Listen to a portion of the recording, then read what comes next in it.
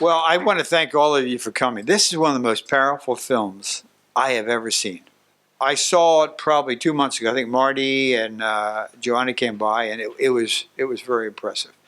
Perhaps it's because of my life experiences of where I've been and what I've seen, but it is very, very powerful. Every every person in America ought to see this and be motivated by what it does. Marty and a group of us went to Iraq in late January. Not with the American Embassy, we were out there on the front lines talking to people. We talked to 75 individuals.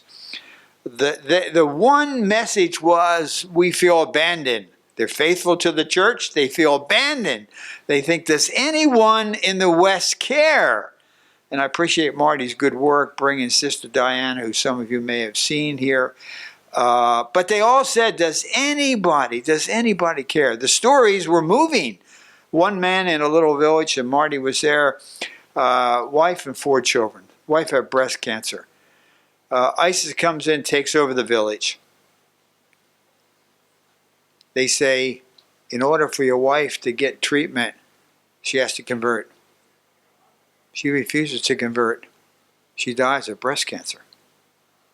The faith of these people are unbelievable, but yet the one message, does anyone care? The Christians and the Yazidis.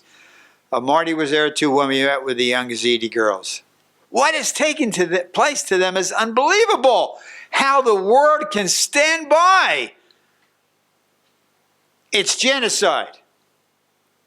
I was the first member of Congress to go to Darfur with Sam Brown back in the Senate. I came back, I said it was genocide.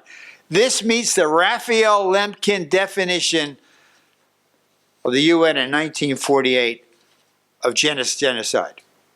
There's much more I could say. I'll end with 2 quotes that I've used in the past that should tell the story better than I could. Dr. Martin Luther King said, in the end, we will remember not the words of our enemies, but the silence of our friends. The friends of these people, the friends of the persecuted church. And keep in mind, there is a saying in the Middle East, first the Saudi people, and then the Sunni people. The Saudi people are the Jewish community. In 1950, the Jewish population of Iraq was 150,000. Today, they're under 10 individuals. Some say 4 individuals left. And in 2003, the Christian population of Iraq was 1.5 million, and now it's down to 300,000, and some say maybe only 250,000, and because what's taking place, 12 families leave a day. And Dietrich Bonhoeffer, who I've always admired, the German pastor and anti-Nazi dissident, said, silence in the face of evil is evil itself. He said, not to speak is to speak.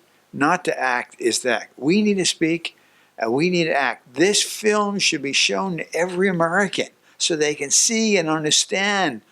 And I think if they see it, I think it can make a tremendous difference with regard to how our government and the church in the West responds.